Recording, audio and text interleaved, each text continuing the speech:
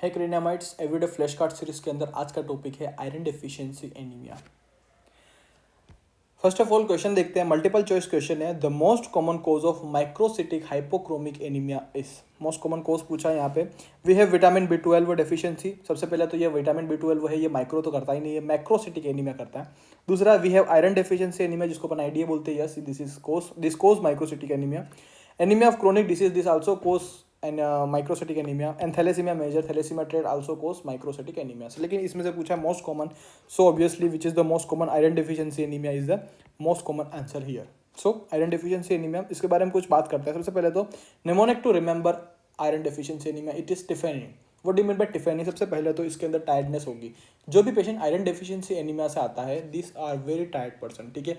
Description में fatigue रहता है, थकान रहती है। इनके अंदर आइस स्पाइक का देखने को मिलता है। आइस स्पाइक को बोलते हैं अपन फेकोफेजिया। जो पेशेंट के अंदर आयरन डेफिशिएंसी एनीमिया ऐसा देखा गया है, वो लोग बर्फ बहुत खा जाते हैं, जैसे कच्ची बर्फ जो होता है चबा लेते हैं, अपन बोलते हैं इनके अंदर आयरन डेफिशिएंसी एनीमिया हो सकता है। नेक्स्ट मेनोरेजिया, ब्लड फ्लो, ठीक है। एंगुलर चेलेटिस, जो आपकी लिप्स हैं उसके अंदर बेसिकली क्रैक्स आ जाता है, उसको भी बोलते हैं एंगुलर चेलेटाइटिस, जो कि आयरन डेफिशिएंसी एनीमिया के अंदर देखने को मिलता है। नेल्स, इनके अंदर एक पिक्यूलर टाइप के नेल्स देखने को मिलते हैं, जिसको अपन स्पून शेप नेल्स बोलते हैं, जिसको अपन बोलते हैं koilonychia. This is very special for iron deficiency anaemia. और इन पेशेंट्स के अंदर पैलर देखने को मिलता है, विच इज येलोइश पैलर। तो ठीक है, टिफेनी, ठीक है। Iron deficiency anaemia is the most common cause of anaemia world wide, ठीक है। वर्ल्ड वाइड सबसे most common cause microcytic hypochromic anaemia is iron deficiency anaemia. Next यहाँ पर एक टेबल है, which is microcytic hypochromic anaemia को, किसके अंदर एमसीवी बढ़ जाता है, किसके अंदर आरडीडब्ल्यू कम हो जाता है, किसके अंदर सीरम फेरेटिन बढ़ जाता है, ये पूरा क्राइटेरिया है। दिस इज वेरी इंपॉर्टेंट, आपको एग्जाम के लिए देख लेना। अगर आपके पास क्लिनिकल केस है तो इसके बेसिस पर अपन डिफ्रेंशिएट कर सकते हैं।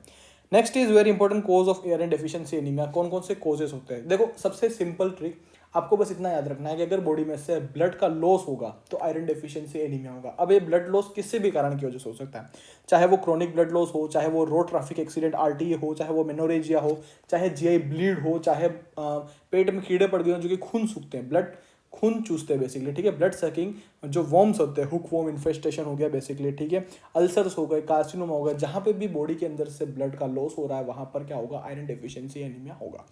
Next is इनएडिक्वेट intake. अगर मान लो पेशेंट पूर इंटेक ऑफ आयरन खा रहा है तो उसकी वजह से आयरन डेफिशिएंसी एनीमिया हो रहा है। देन माल ऑब्जॉर्प्शन, जैसे कि सीलिएक डिजीज हो गया, एट्रोफिक गैस्ट्राइटिस हो गया, पोस्ट गैस्ट्रेक्टमी हो गया। इन सभी केसेस के अंदर पोस्ट गैस्ट्रेक्टमी क्या होता है? बेसिकली जब पेशेंट के अंदर जैसे कि ड्यूडेनम जो होता है, जो ड्यूडेनम होता है वहाँ से आयरन का एब्जॉर्प्शन होता है बेसिकली, ठीक है। अगर किसी पेशेंट के अंदर ड्यूडेनम कट हो गया तो आयरन डेफिशिएंसी, आयरन को एब्जॉर्ब होने के लिए कोई जगह ही नहीं है बेसिकली। इंटेस्टाइन में जहाँ से आयरन एब्जॉर्ब होता था, ड्यूडेनम, वो तो आपने कटा दिया after post gastrectomy, then there is an iron deficiency anaemia in the patient.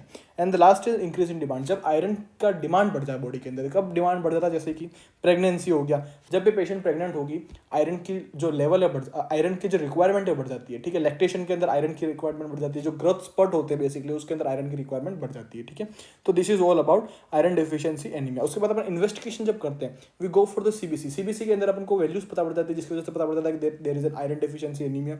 We have peripheral smear. जब भी अपन पेरिफेरल स्मेर देखते हैं, जिसके अंदर अपन को पता पड़ जाता है then there is an microcytic, जो आपके आरबीसीज होते हैं वो बहुत माइक्रोसिटिक होता है, हाइपोक्रोमिक होते हैं बेसिकली, ठीक है। उसकी वजह से अपन को पता लग सकता है कि दिस इज ये case of iron deficiency anaemia, ठीक है। सीरम फेरेटिन लेवल, जब आयरन कम है बॉडी के अंदर, आयरन डेफिशिएंट है, तो फेरेटिन लेवल्स भी कम होंगे बेसिकली, ठीक है। अगर फेरेटिन लेवल्स कम होंगे तो बॉडी की जो भूख होगी आयरन की, टोटल आयरन बाइंडिंग कैपेसिटी जो होगी वो ज़्यादा होगी। तो टीआईबीसी जो होता है वो आयरन डेफिशिएंसी एनीमिया के अंदर ज़्यादा होता है।